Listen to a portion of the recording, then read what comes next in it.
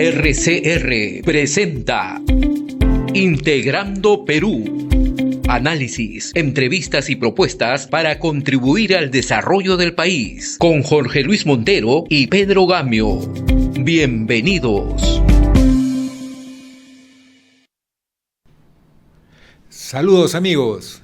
Es grato comenzar el año con ustedes haciendo algunas reflexiones. Para eso tenemos un invitado muy especial, el doctor en antropología Alexandro Huerta, que es un importante editorialista porque siempre lo busco en el diario El Comercio.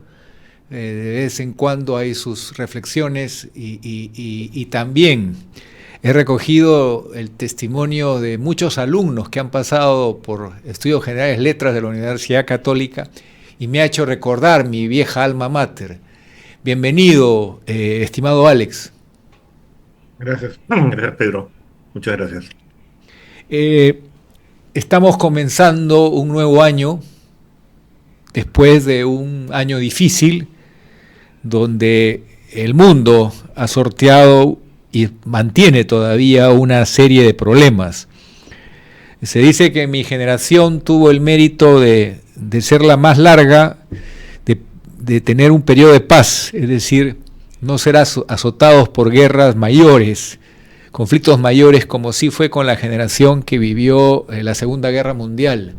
Creo que te alcanza ese razonamiento, pero el problema con estos dos conflictos, el del Medio Oriente y la guerra de Rusia con Ucrania, donde están involucrados países occidentales como el Reino Unido, Francia y el propio Estados Unidos, hace que haya un contexto muy hostil y eso nos pone a prueba en nuestra capacidad de buena o mejor inserción al mundo. ¿Cómo ves al Perú en el contexto de estos tiempos? Bueno, definitivamente estamos en una aldea global, entonces sí nos afecta mucho cada uno de los conflictos que pueden haber. Es más, el conflicto en Ucrania y el conflicto de Rusia ha afectado directamente lo que son precios, lo que son acceso a una serie de productos. El conflicto en Medio Oriente definitivamente es parte de una responsabilidad que tenemos, como también parte de una comunidad global. En el gobierno americano que llega con Trump, esto va a tener una suerte de impacto también en su política con respecto a los migrantes o con el destino de ciertos fondos. Entonces, definitivamente Perú no está aislado del contexto global. Tengo que decir que desde la pandemia nos dimos cuenta de que ya los problemas globales nos afectan directamente, por un lado. Y por otro lado, digamos que nuestra inserción en la economía mundial es de avances y retrocesos. Esperemos que haya una buena subida de precios de minerales y que el cobre tenga algo aceptable para el próximo año, pero también dependemos ahí del mercado mundial. Esperemos que las operaciones que se hagan en el puerto de Chancay, unos lo llaman puerto de Shanghái, estén libres de lo que tanto afecta al Perú, que es la corrupción, y que pueda ser una puerta para el comercio y la potencialización de nuestra economía, así como las inversiones chinas. Sin embargo, y nuevamente respondiendo a tus preguntas, el contexto global también nos enfoca en un desafío. Habiendo cambiado las reglas de la Guerra Fría, ahora lo que tenemos es un enfrentamiento comercial entre China y Estados Unidos. Y ahora nosotros vamos a estar hasta cierto punto en el centro de ese conflicto. Ya Trump ha anunciado el deseo de nacionalizar otra vez, de retomar el Canal de Panamá, reflejando pues su preocupación por el comercio exterior. Y nosotros estamos en el centro de esa política, pues ahora estamos con un aliado que no es de la simpatía total de los Estados Unidos. Entonces yo diría que como nunca el Perú está también pendiente de una serie de desafíos. Ya no somos un país aislado, ya no somos una colonia, y sin embargo no estoy seguro que estemos tan preparados para poder llegar a buen puerto, debido a que este año se ha caracterizado por una lamentable corrupción. Y eso creo que es el gran cáncer que hemos tenido como parte de la sociedad. Tenemos recursos, tenemos posibilidades e incluso nos está sonriendo algunas cuestiones de precios externos. Pero, lamentablemente, nuestras autoridades, sobre todo el poder legislativo y ejecutivo, están sumidas en una suerte de autocracia, de corrupción que impide pues una armonía total para lograr hacer una inversión y articularnos más al mercado global, creo, ¿no? Esto me hace recordar el libro del Premio Nobel de Economía que habla sobre la explicación de por qué fracasan los países, que tienen que ver con la fortaleza institucional, pero no solo la fortaleza, sino el tipo de institucionalidad que se ha desarrollado desde que nos independizamos del Imperio Español. Entonces ahí ellos categorizan a los países en función de esa institucionalidad, si es incluyente, inclusiva o le llaman extractiva, que es decir, que mantiene la sociedad estamental, que mantiene un esquema de clases más favorecidas que otras como una suerte de regla del sistema. Mi pregunta iba, en el caso nuestro, ¿cabe exactamente esa calificación de ser una institucionalidad extractivista? Y lamentablemente, y también te diré otra cosa, sí, o sea, hemos sido prácticamente no solo extractivistas, sino poco desarrollados en cuanto a materia. Y por otro lado, esto ha fomentado bastante la instrumentalización de la sociedad entre los que tienen más acceso a los medios de producción y a los que no. Ahora, justo este año, y valga la remembranza, celebramos 200 años de la victoria de Ayacucho. Es decir, se supondría que deberíamos dejar de lado, ya 200 años, lo que ha sido la colonia. Y sin embargo, seguimos siendo una sociedad marcada por las clases sociales, sobre todo por esta idea de cuando se mudó la capital de Cusco a Lima, también con eso se estableció una analogía a clase social con los grupos étnicos. Entonces, los grupos rurales son totalmente marginados por el Estado y los grupos nativos también. Cosa curiosa, el extractivismo petrolero, el extractivismo minero, justo aparece en esas zonas y justo son los menos beneficiados. Entonces, parte de el capital no se distribuye, se pierde en la corrupción, se pierde en la mala administración y sobre todo se pierde en el descontento que existe entre nuestra sociedad y sus grupos. Por otro lado, lo que hemos heredado de la colonia o de la poscolonia es el caudillismo, es decir, ya no esperar un Estado organizado, sino caudillos salvadores, lo cual ha dado lugar no solamente a gobiernos efímeros, gobiernos corruptos, sino también a congresos que no tienen exactamente una línea política. Había una crisis de partidos políticos. Entonces estamos con herencias coloniales y postcoloniales, es decir, los primeros años de la República, que llaman la atención, ¿no? Y que impiden que seamos un país que pueda vivir y disfrutar de los recursos que podría llegar a tener, ¿no?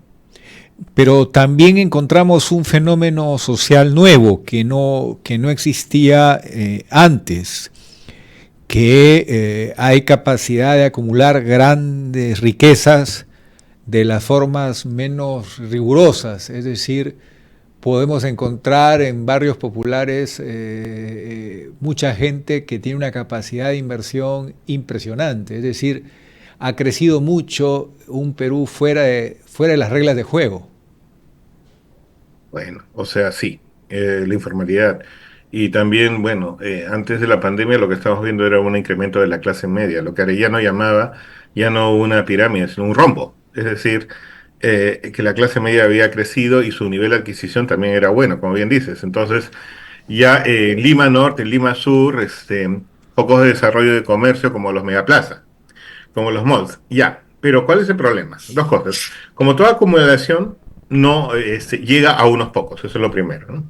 Y lo segundo, la pandemia lo desnudó mucho, ¿no? Muchas personas tenían que vivir el día a día, o sea, podían tener acceso a un capital mayor, pero sí trabajaban todos los días y eh, informalmente. El problema de la informalidad, que es una de las características que tenemos, 70% de la población peruana es informal, es que el Estado se queda sin dinero, no hay realmente una producción y es muy difícil de legalizar. Por otro lado, otro problema que ha habido con este tipo de crecimiento es que, lejos de beneficiar a una comunidad, puede haber habido beneficios personales, me explico. Y nuevamente, la pandemia nos desnudó. Antes de la pandemia pensábamos que estábamos en mejor situación. Pero, ¿qué pasó? Por un lado nos dimos cuenta de que hay personas que necesitan el día a día, no muchas, sino demasiadas. el día a día. Segundo, no tenía refrigerador ni servicios. Y tercero, y peor, que los servicios de salud y los servicios educativos eran malos. Son malos en general en Perú. O sea, seguro social, etcétera. Puede haber mucho esfuerzo del personal, pero el acceso es difícil, es mediocre, hay muy poco desarrollo ahí. Y la educación, no hay una inversión real en la educación, que es uno de nuestros capitales que debemos desarrollar. Siempre salimos últimos en la prueba PISA.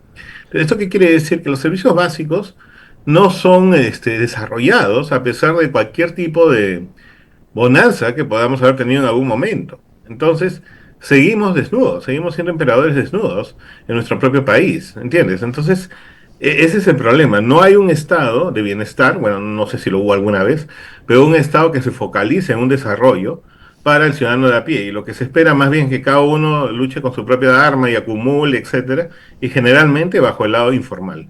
Y por otro lado, Pero pues, hay una diferencia con el siglo XX, ¿no?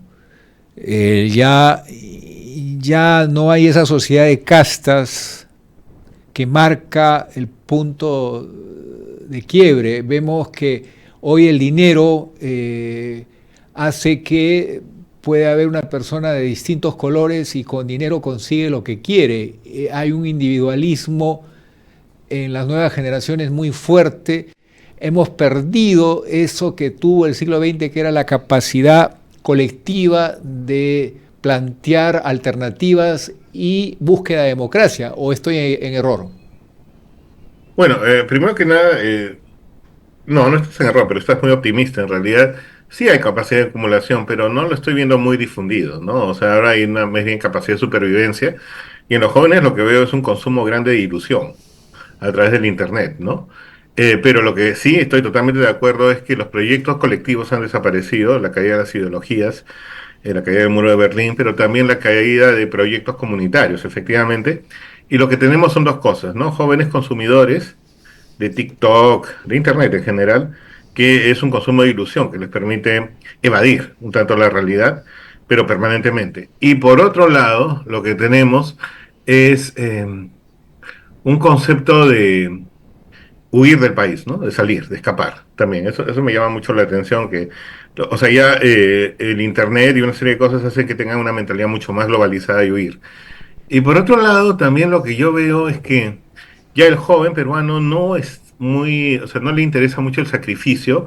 Ha visto que esto no dio frutos en su momento en la generación de sus padres y abuelos, y no le interesa pues ganarse un pleito político. Entonces, ¿qué sucede? Los partidos políticos, que eran universidades, mal que bien, de de jóvenes para que aprendan a hacer política, se quedan famélicos y a la larga van decayendo y van desapareciendo. Lo que tenemos son juntas que se hacen antes de la elección, negociaciones, negociados o partidos que se forman por el clientelismo, pagando favores, pero no grupos ideológicos que antes había, que era muy saludable. Podíamos estar en contra de ellos, pero al menos eran espacios de debate y discusión. Ya no los hay. Lo máximo que hay es emocionalidad política, los jóvenes, internet y no sé, linchamientos en internet, pero no hay como que proyectos políticos colectivos, ¿no? Eso definitivamente sí, ha habido una decadencia. Incluso eso lo podemos ver en las marchas, ¿no? Que digamos que se han concentrado en el sur y ha habido también una necesidad fuerte de protesta con el gobierno, pero que en los últimos tiempos no ha tenido eco. No somos una comunidad bastante agotada por la pandemia y con una tendencia también a el consumo, ¿no? Al consumo individual, al placer inmediato, que nos puede distraer bastante. Uno lee libros de importantes politólogos del mundo que analizaban América Latina y ellos destacaban mucho que el Perú era un país de muy robustas organizaciones políticas, con un afán de democratizar la sociedad peruana. Es decir, hemos retrocedido significativamente en relación a por lo menos ese esquema de búsqueda de mayores oportunidades y mayor participación para la mayoría. Estamos frente a la ausencia del intermediario reconocido aquí y en todas partes del mundo de la vida democrática, que son los partidos políticos. Han sido tan dañados. No, definitivamente sí, también ha habido un desencanto con la política a partir del siglo XXI. O digamos, el fenómeno Fujimori y el fenómeno Belmont, ¿no?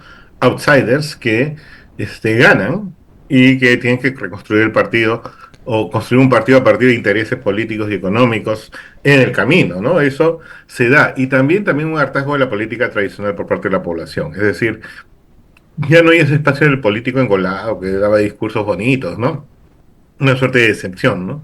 Ahora, y por otro lado, también creo yo que el desorden social, el caos, ha hecho que muchas personas prefieran orden antes que democracia. Entonces, opten por no tanto partidos democráticos, sino partidos autoritarios, ¿no?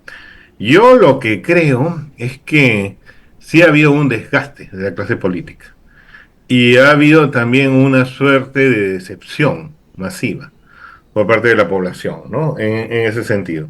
Y por otro lado, pienso yo que los proyectos colectivos ya han dejado de estar de moda, lamentablemente, ¿no? Entonces, el joven dice, estudio y me voy fuera del país, estudio para aprobar, compito, ¿no? Entonces se ha perdido cierto grado de idea colectiva, o en todo caso ha mutado, ¿no? Entonces me parece que sí sería sano que comienzan a reaparecer partidos políticos y que haya debate real, no solamente un debate en internet, etcétera, ¿no? Porque el Perú es complicado, ¿no? Entonces no se trata tampoco de que llegue cualquier outsider o cualquier improvisado. Se trata más bien de una educación que tiene que comenzar desde siempre en los partidos, ¿no? Y sí creo que hay que rescatar a los partidos políticos, pero, te diré una cosa. La política como tal ha pasado a ser una mala palabra para muchos. Es decir, el grado de corrupción que ha habido en todo el siglo XXI en el Perú y antes, hace que ya la gente tenga poca fe Pero en lo que es la ¿por política. qué, Alex, en el Perú se limita la corrupción solo a la política? ¿Por qué en el Perú, a No, diferencia de Uruguay, Nueva Zelanda, eh, Australia, Costa Rica, donde la política no está tan satanizada como lo está en el Perú? Yo creo que, por ejemplo, no hay funcionario público corrupto si no hay detrás un empresario que lo corrompe. O sea, bueno, en de realidad te cualquier diré que en tamaño. Es decir, Latinoamérica, ¿sabes? ¿no crees que se ha satanizado la política a un extremo que ha sido más que nada interés de dictaduras de izquierda y de derecha que han Mira, hecho una fuerte campaña de destrucción de lo que Churchill llamaba el menos malo de los sistemas, pero necesario, que es la democracia? o tal vez que no ha habido realmente una buena adaptación de la democracia a un país como el nuestro que es complejo. O sea, sí yo veo definitivamente que ha habido una suerte de desgaste, ¿no? Pero también creo que hay un fenómeno latinoamericano que podemos ver en Ecuador, en Bolivia, en Brasil mismo, e incluso en Argentina, ¿no? Esta idea del desgaste político, ¿no? Ahora, si me preguntaras de una cosa que comencé a ver desde la década del 90, y es que, claro, ya lo comentábamos que el Perú es un país informal, 70% de la población es informal y esto implica una cultura. Me da la impresión de que a partir de los 90 esta informalidad subió a la política. Es decir, así como había informalidad de compadre, hazme una rebajita, compadre, negociemos, la política comenzó a verse esta cuestión de clientelismo, ¿no? O sea, tú me haces un favor, me das plata para que yo pueda postular y yo te pongo un puesto en el Congreso, te pongo un puesto de ministro, de asesor. Yo creo más bien eso, ¿no? De que la informalidad subió, ascendió al poder político. Y eso es lo que más ha impactado en Perú, ¿eh? Es decir, que pasó a ser de la informalidad de una cosa de base, pasó a ser una cosa política, digamos que carcomió las cuestiones de las estructuras. Entonces, yo creo que ese es el mayor problema en Perú, sobre todo, ¿no? Que la informalidad ha cambiado esa informalidad económica que fue tal vez necesaria, como diría Hernando de Soto en los 80s, con el desborde popular de Matos Mar, de la estructuración de la economía peruana, pues escaló a lo político y ahora la generación que está en el poder es una generación que vivió en la informalidad. Entonces lo que estamos viendo es una suerte de negociados, de favores, amigos, etcétera. Entonces, yo más bien lo que veo es que el Perú tiene la característica de este tipo de comunidad informal que puede funcionar para muchas cosas fuera de foco así, pero que son terribles dentro de lo que es la política formal. Pero, a ver, hablemos del éxito. El Ujú. éxito significa llegar a buen puerto en el trabajo, llegar a buen puerto en la vida, tener la capacidad con talento, lograr hacer goles y beneficiar a todo el grupo social que se encuentra alrededor de uno. Es imposible pensar que el buen gobierno va a existir si están los últimos de la clase gobernando. Es imposible pensar construir un sistema político si no promovemos el liderazgo natural, porque el liderazgo no es comprar un puesto para ayudar en la campaña. No, liderazgo significa desde muy joven tener ciertas condiciones que me permiten ayudar a los demás porque tengo una vida organizada. Entonces, dicho de otra forma, a diferencia de otros países, porque la crisis política es global, pero acá es mucho mayor, porque aquí la gente más calificada del Perú no está en la política. Hay que recuperarla. Claro, pero es que lo que pasa es que dos cosas, ¿no?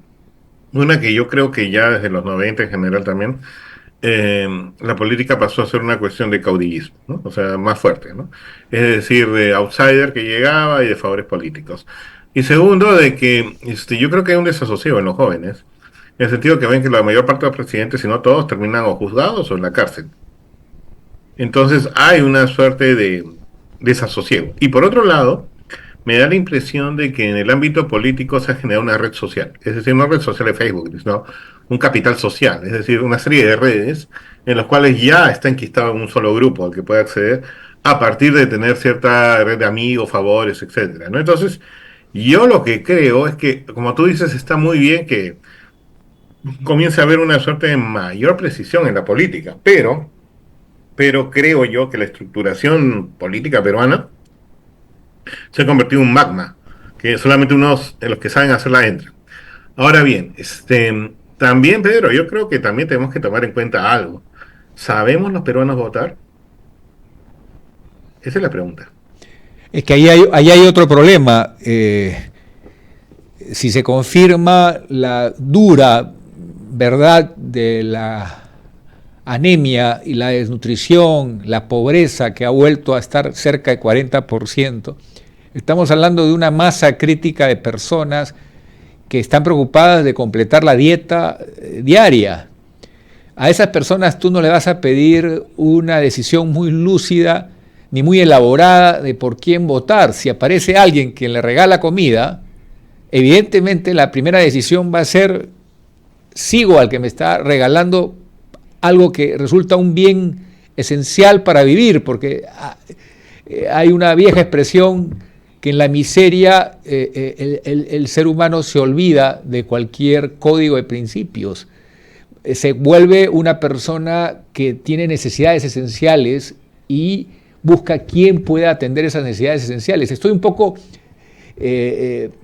mostrándote una foto de un amplio sector que no tiene capacidad ni condiciones para un voto reflexivo. Bueno, mira, yo personalmente pienso que la población sí tiene esa capacidad. Sí pienso que hay un problema de desnutrición, pero que no necesariamente afecta con el intelecto, definitivamente no lo creo.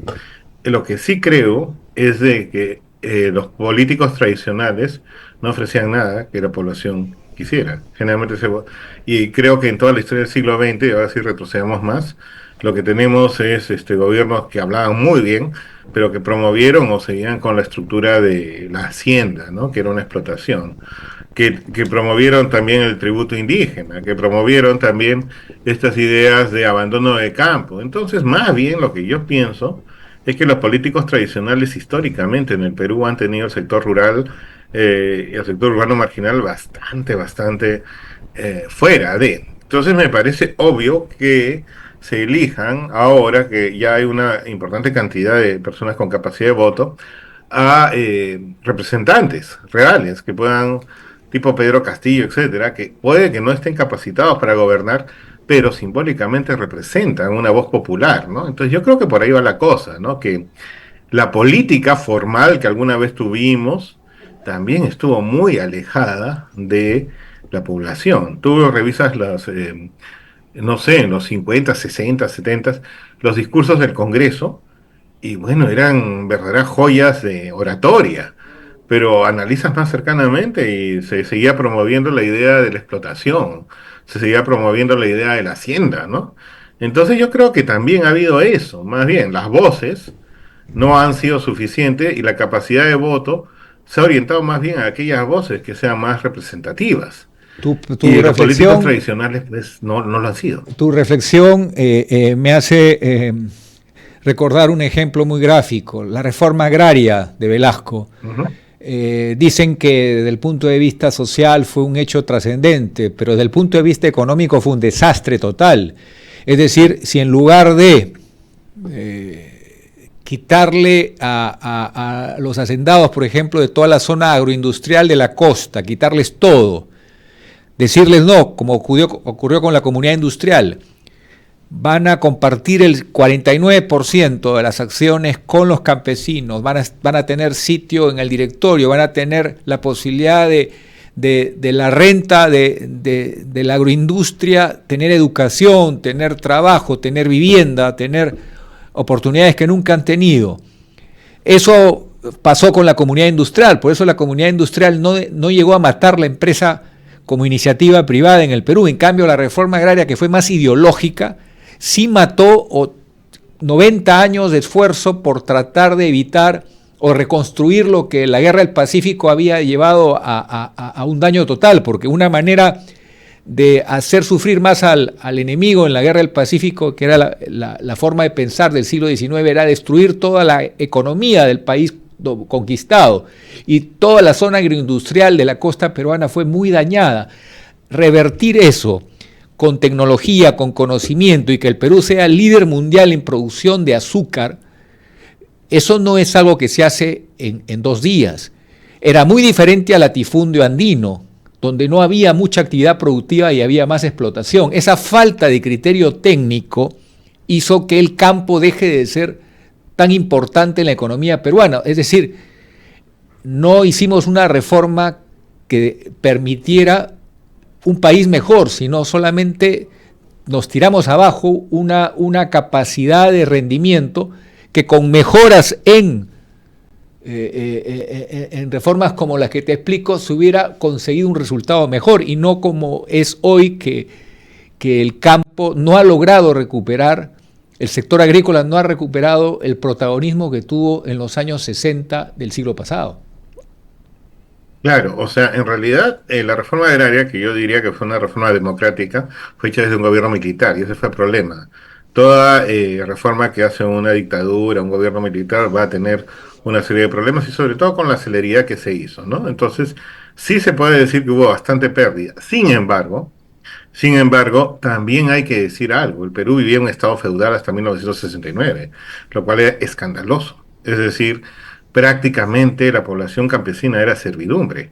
En algunos casos hasta con tortura y el acceso a alimentos que tenían era mínimo. Entonces, sí creo que hubo cosas que estuvieron mal hechas, evidentemente. Sí creo que no se puede hacer una revolución tan democrática desde arriba, pero el cambio social que significó, yo creo que sí fue justo. Y también pensando que desde el primer gobierno de Belaúnde, sino antes, hasta con Sánchez Cerro se insinúa esto, ya había intentos de hacer reformas agrarias y sin embargo demoraban un montón, generaban un montón de dudas y todo eso, ¿no? O sea, parece mentira, pero ese es un caso único en el mundo, donde un estado feudal existía en el campo hasta pasada la primera mitad del siglo XX, ¿no? Y eso te habla mucho del problema político en el Perú, ¿no? Los planeamientos pueden demorar mucho y la población sí la pasa re mal. Entonces eso explica también, más bien, por qué no hay esta simpatía por gobiernos intelectuales, gobiernos fachosos, o gobiernos que dominan la oratoria, ¿no? Porque se siente que esta población, y tienes que pensar que pasaron muchos gobiernos ofreciendo lo mismo y nunca lo hicieron, hasta que vino un gobierno militar bastante desordenado, pero a lo que voy es que ya te indicará pues la relación de la población con la política, es mala. El tema es muy debatible porque Sí, por supuesto, por yo tengo supuesto. el registro de profesores en más de una fuerza política democrática en el siglo XX, que eran realmente profesores, pero con el mérito de ser buenos profesores de colegio fiscal, pero personas que habían dado la mayor parte de su tiempo a enseñar, que realmente tenían la posibilidad de decir que eran maestros. Yo no sé si don Pedro Castillo era un maestro a carta cabal, era más un dirigente sindical, por el récord de horas de dictado que tuvo en todo el periodo de el ejercicio de la función docente. Pasó mucho tiempo sin dictar clases, es decir, ahí hay un caso muy especial. Yo estoy de acuerdo contigo que es una emergencia de sectores muy humildes, pero cuidado que la categoría de profesor, por más que se enseñe en la humilde escuela fiscal, tiene que ver con esencialmente enseñar a los niños y a las niñas valores, enseñar todo lo que es ser maestro. Yo no vi ese perfil en el señor Castillo. No, o sea, definitivamente estamos de acuerdo con que Castillo no estaba preparado para gobernar, pero, o sea, también tenemos que hablar de una característica que tienen las elecciones peruanas, que son muy peculiares, ¿no? Yo creo que el partido más grande que tiene el Perú es el antifujimorismo. Entonces, simplemente, tú puedes decir de que quien llegue a la segunda vuelta con Keiko va a ganar, va a juntar a todas las fuerzas opositoras. Entonces, Castillo simplemente fue el outsider que estaba ahí en ese momento, en el momento indicado. O sea, la derecha se había fragmentado con De Soto, con López Aliaga, ¿no? Había fragmentado su voto. Keiko llega y entonces la idea es esa, ¿no? Que es un problema, ¿no? Es un buen problema que tiene el Perú. Sus últimas elecciones, bastantes, ¿no? Ya van más de 15 años en esto, son prácticamente, Keiko llega y vamos a votar por el panetón o por cualquier cosa que esté en contra de ella, ¿no? Y esto ha hecho, pues, un tipo de elección por el menos malo, ¿no? Lo menos malo, etcétera, ¿no? Y creo yo que por ahí también surge la cuestión, ¿no?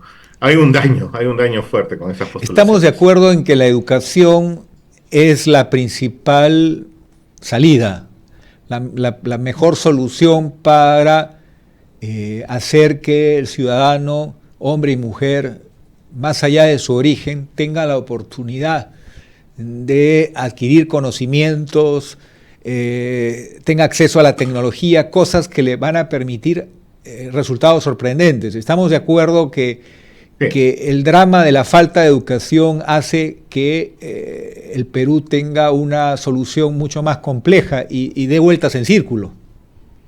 Pero, o sea, yo estoy totalmente de acuerdo, yo mismo soy educador, pero no se puede, la educación no está aislada, ¿no? No se puede democratizar la educación si no se democratiza con ella la economía, no se democratiza también el acceso a servicios, no se democratiza el acceso a salud, etcétera. Entonces, la educación es el vehículo, pero no puede estar aislada, no se puede ofrecer simplemente aislada, ¿no? Entonces viene con una serie de factores, somos una sociedad integrada, ¿no? Eso es lo que pienso. Y por otro lado, claro, o sea, definitivamente es la educación, pero por mucho tiempo la educación era una suerte de homogenización, hacer a todos iguales o hacer a todos de acuerdo a una norma occidental, ¿no? Yo lo que pienso es de que también tenemos que incentivar dos cosas, una educación crítica, que se está perdiendo, y también una educación tecnológica, que también no hay mucho desarrollo de eso, ¿no? Y dejar de pensar que la universidad es un callejón sin salida, sino también dar otras oportunidades como carreras técnicas. O sea, por ahí veo la cosa, ¿no? O sea, necesitamos recreaciones novedosas y creativas para que todos puedan tener acceso a una formación, ¿no? Adultos, jóvenes, niños, a mejor calidad de educación, educación estratégica, pero sobre todo no aislada, de democratizar acceso a comida, a comedores populares, a servicios de salud efectivos, ¿no? Sí, el tema de la desnutrición y la anemia condena de por vida a un porcentaje importante de jóvenes, porque si no se desarrollan las neuronas con los alimentos indispensables desde la edad precoz, después del tiempo de crecimiento y desarrollo de estas neuronas ya es muy tarde y ya la persona queda condenada de por vida. Eso también hay que tenerlo claro, esa es una gran injusticia social, pero tienes que partir de esa realidad para hacer el cambio. Prácticamente la otra mitad de jóvenes son los que tienen que cambiar ese país con dominio de la educación, de la tecnología y de todas las oportunidades que da hoy el mundo, pero por lo menos tienes que trabajar cuáles van a ser los actores de ese cambio que quieres lograr, porque es muy difícil a una persona que ya fue desnutrida, anémica, en los años más importantes de su formación, ya no le puedes pedir más. Claro, pero o sea, yo sí pienso de que nadie puede ser dejado de lado. Yo sí pienso que si bien la anemia y la desnutrición es un gran problema, pienso que las personas afectadas por ella sí pueden brindar mucho a la sociedad y sí pueden aprender, ¿no? O sea, hay cosas. O sea, no, yo no los daría.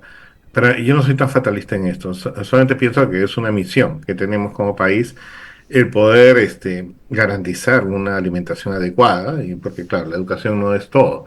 Eh, pero aún así las personas que tienen anemia creo que tienen pueden tener acceso a educación, a formación y a ser líderes también, ¿no? O sea, no soy tan fatalista No, en no es este caso. fatalismo, es un tema médico, es decir, Sí, sí, hay pero o gente, sea, hay gente que se no, o cría en sea, me da un ambientes poco de miedo rurales, que los veamos así, ¿no? sí, Prefiero ver que hay esperanza y que también se puede trabajar con esas personas muy hay bien. personas que se desarrollan en ambientes rurales que han sido muy pobres, pero han tenido siempre un alimento. Entonces esas personas No, lo sé. te pueden sorprender, pero en el caso de la pobreza esta nueva, pobreza urbana, en un país tan centralizado en el mundo urbano como el que tenemos hoy, es complicado cuando sobre todo hoy que sabemos con nombre y apellido quién ha nacido con menos kilos de los necesarios para un desarrollo humano integral, normal. Es un tema Claro. que genera un inventario de daños que tenemos que ser objetivos en reconocer y que hay que buscar No, hay que ser cambiar ese objetivos, problema pero lo que es debatible, con la no puedo máxima dejar de lado prioridad, la ¿no? decisión. No, estamos de acuerdo con que es un problema grave, pero sí creo que no deberíamos dejar de lado incluso las personas que han sufrido anemia o que la sufren y que para un desarrollo cognitivo, ¿no? Yo sí creo que se puede, ¿no? No podría discriminar todavía eso, no creo, pero ese es mi punto de vista. No, sí, claro, hay que ayudar al ser humano, es un tema del régimen de la Constitución, la igualdad de oportunidades y todos tienen derecho a la Eso. salud y la vida. Pero lo que digo más bien es que es injusto exigirle a alguien que ha sido por la injusticia social dañado, pretender exigirle más de lo que ya no va a poder dar. Hay que tratar de buscar su mayor inserción, pero reconocer que el inventario de daños que provoca esa injusticia social tiene que lograr en el plazo más breve posible que los jóvenes que sí tienen la oportunidad de una nutrición necesaria puedan con la mayor tecnología y la mayor educación cambiar ese esquema para que no genere más injusticia. Eso es lo que trato No, mira, de decirte, ¿no? estamos de acuerdo definitivamente, solamente que te digo que es un mundo para todos, ¿no? Pero sí estamos de acuerdo. El otro tema que quería preguntarte es si los partidos políticos no logran salir adelante, no logran ser estos medios importantes de transformación de la sociedad en una sociedad más democrática.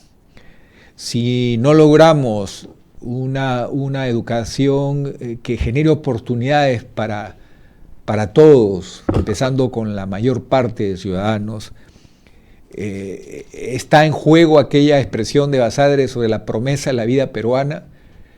¿Tú crees que eso está más vigente que nunca?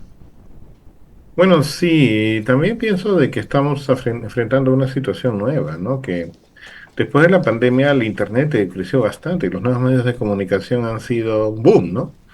Ya había mucha educación por Zoom, etcétera, ¿no?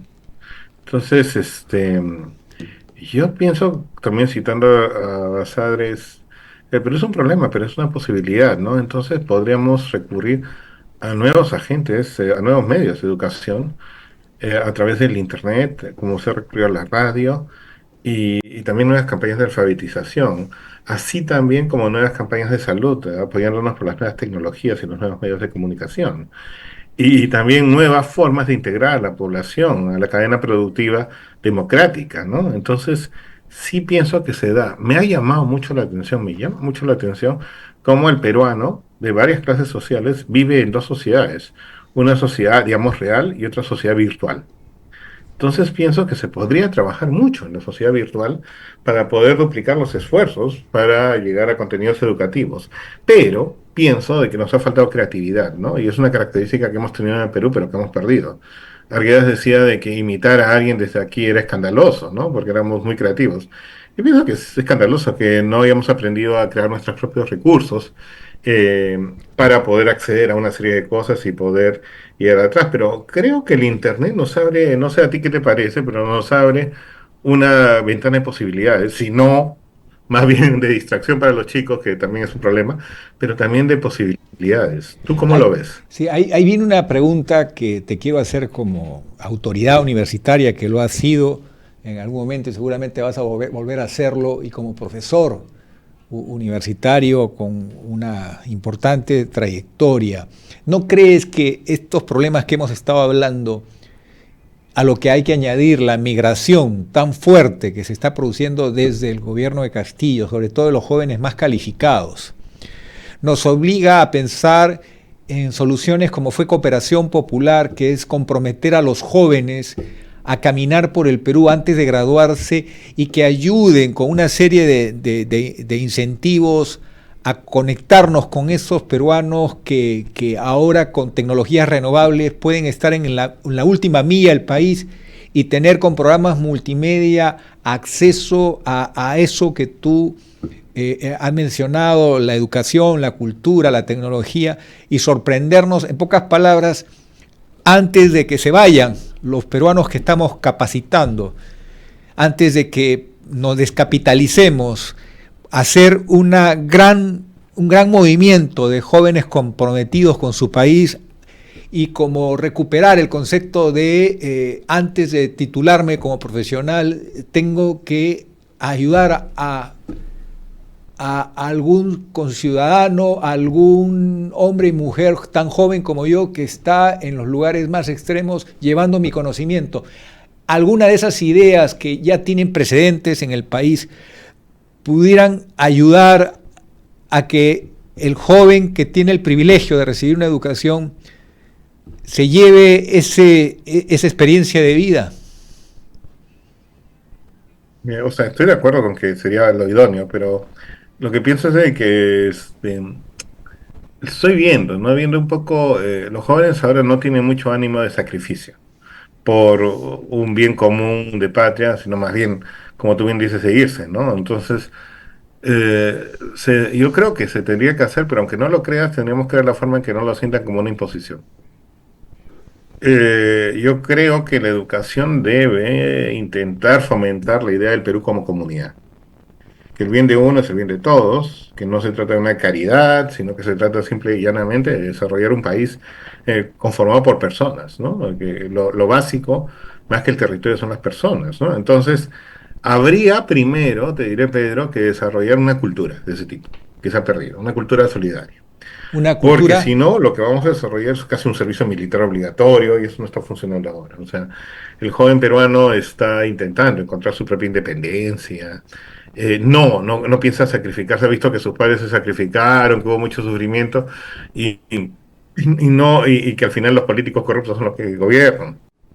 Entonces pienso que tenemos que recuperar una cultura educativa por la cual sale el bien común.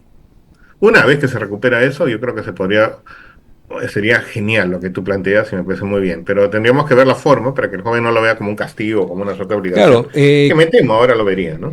creo que hay maneras Sí. muy inteligentes de mostrar todos los incentivos que puede significar esto. Además que tengo la evidencia, porque también soy profesor, que cuando vienen jóvenes de otros países se quedan vislumbrados con lo que significa recorrer el Perú y conocer de las culturas tan diversas del país de todas las sangres. Es decir, compartir un poco de tu vida en la Amazonía, en las distintas comunidades del mundo andino.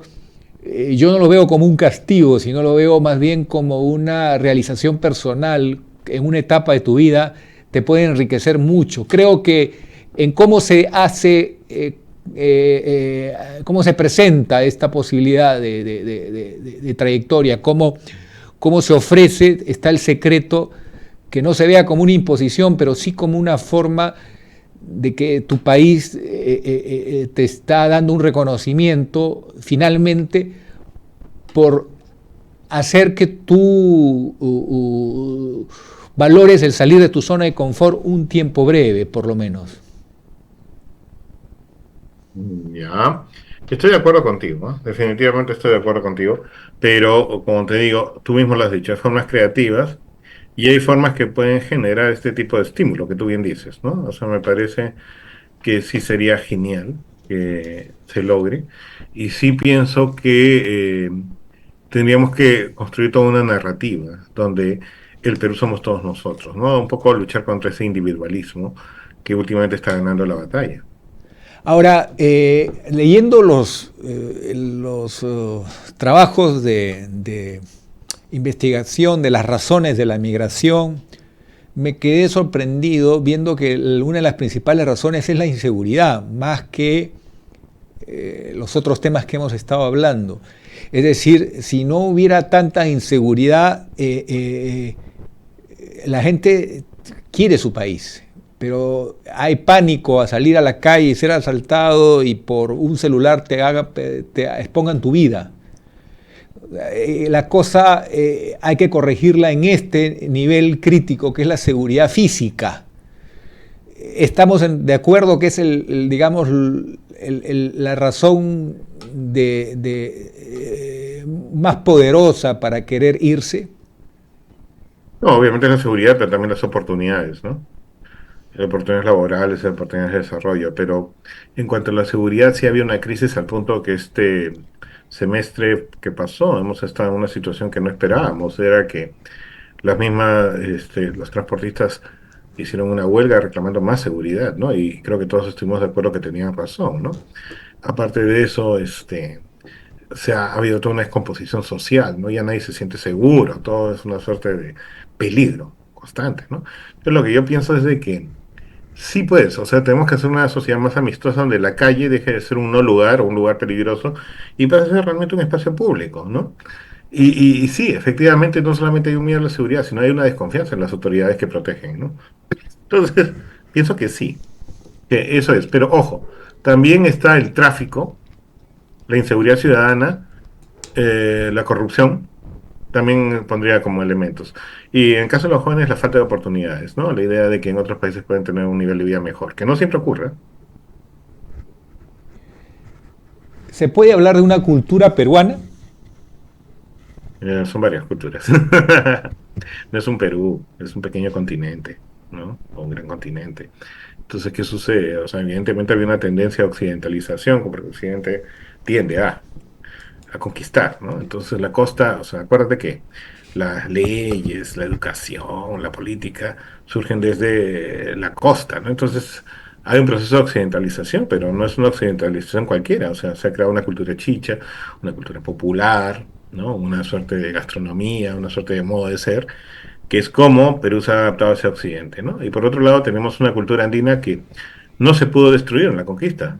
¿Por qué? Porque funcionaba, porque era eficiente, porque tenía un sistema de organización de Mita, Minca, Aini, y extraordinario. O sea, más que en los museos está vivo, ¿no? Entonces existe y sabe adaptarse o adapta a sí misma también la cultura occidental. Y por otro lado, tenemos varias etnias nativas que han sido bastante olvidadas por el Estado y sin embargo han encontrado formas de sobrevivir y enfrentarse al Estado, incluso en algunos casos. Entonces, tenemos eso. Ahora, somos un país cruzado por una gran cordillera, enorme, y que el poblador peruano en un inicio decidió poblarla, poblar el lado difícil, ¿no?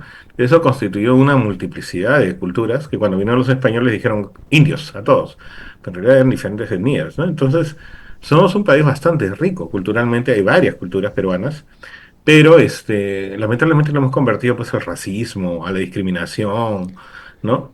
Solamente un cocinero, o sea, la idea de gastronomía fue la que hizo que la integración peruana sea a través de los sabores, lo cual es un éxito, ¿no? Pero son varias culturas que todavía no cuajan en una sola y tal vez nunca lo hagan, y que creo que lo único que une a todas las culturas peruanas es que están en oposición siempre con el Estado, ¿no? Siempre Ahora, tienen problemas con el Estado. Antes de terminar esta entrevista, porque siempre me quedo con varias preguntas, porque eres una persona que nos ayuda a buscar luces al final del túnel, y esto es importante. El sector que ha migrado, el mundo globalizado que hoy vivimos, y el fuerte vínculo con su raíz, con su origen, con su alma de cada mujer y hombre que ha salido del Perú, hace que ellos sean los mejores embajadores que podría tener el Perú. Que si hacemos un planeamiento estratégico de cómo retrotraer, cómo retroalimentar ese vínculo, haciendo que ellos se sientan apoyados por su país y los éxitos que logren tengan la posibilidad de que tengan un pie en su país sin salir del éxito en el que se encuentran, con el otro pie en el país donde se encuentran desarrollándose. ¿No crees que no es solo el distrito adicional, que voten, que tengan congresistas que lo representen, sino también formar parte de los grandes planes de desarrollo del Perú, para aprovechar el puerto de Chancay, para aprovechar el desarrollo del talento del peruano? ¿No crees que se puede generar un tejido de relación muy poderosa con los verdaderos embajadores del Perú, que son los millones de ciudadanos que tenemos a lo largo y ancho del mundo, empezando por Estados Unidos, sin dejar de mencionar a España, a la Argentina o Japón? Claro, bueno, en primer lugar ha estado bien estudiada la idea de la remesa, ¿no? O sea, lo que han mandado siempre, que es parte de la economía peruana, la remesa, ¿no? Yo creo que estoy de acuerdo contigo que creo que tenemos que generar una cultura que no desvincule a nuestros compatriotas, que no busquen desvincularse y que, como tú dices, sea un puente, ¿no? Para esta aldea global que ya somos, y que el Perú también no sea tan cruel con sus hijos, ¿no?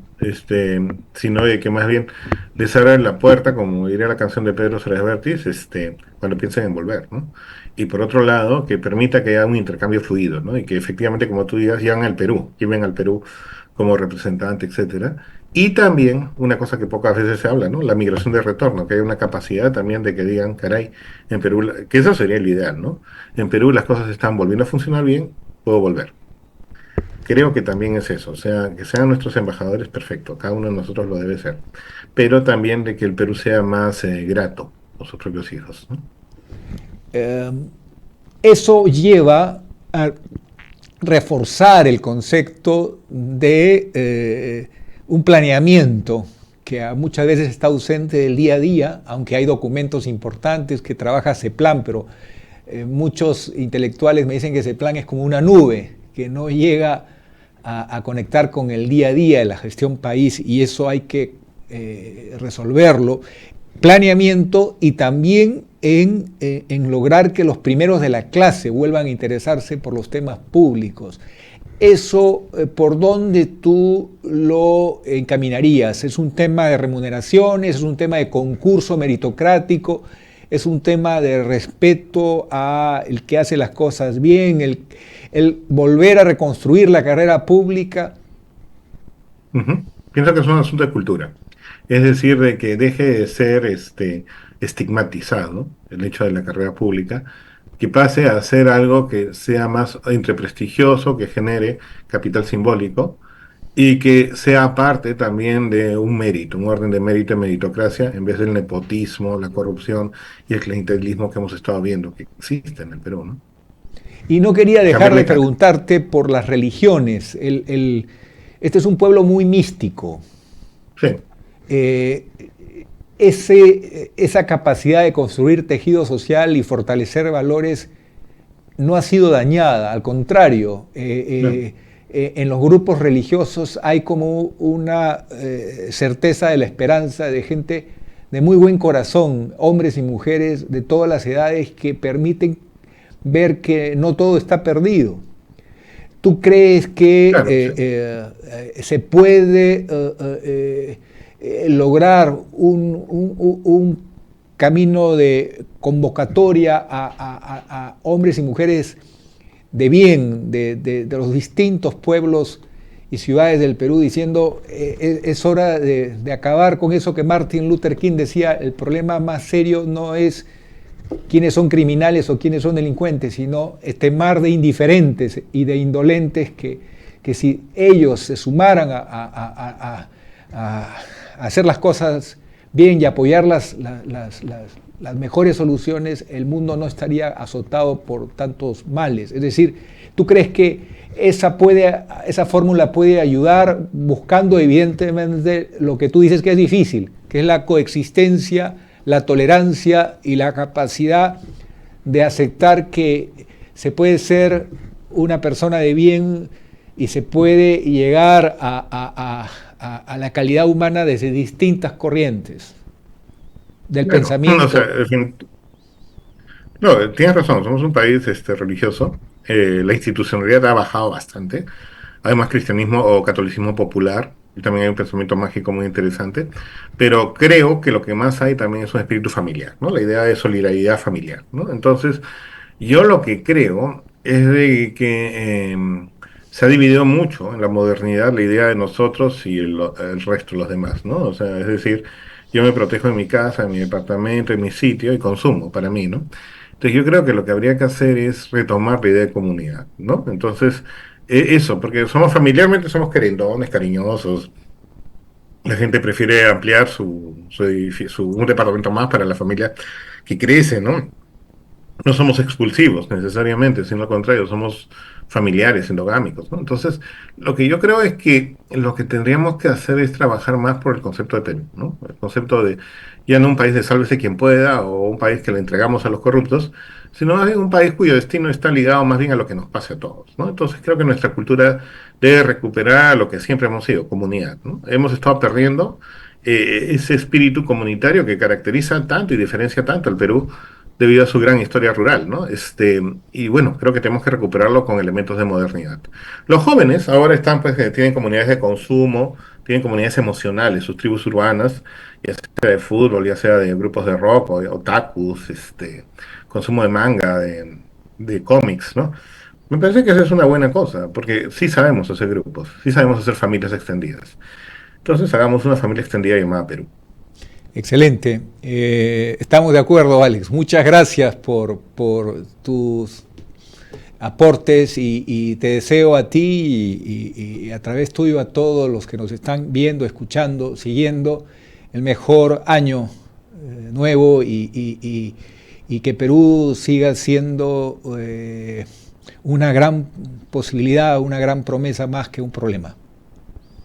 Te agradezco mucho, Pedro, y un abrazo para ti, que este 2025 sea mejor, y a todos los que nos escuchan y nos ven, por favor, sean felices, seamos felices todos. Muchas gracias. Hasta pronto, amigos. Hasta pronto, cuídate. Hemos presentado Integrando Perú. Retornamos en nuestra próxima edición con más entrevistas y el análisis para contribuir al desarrollo de nuestro país.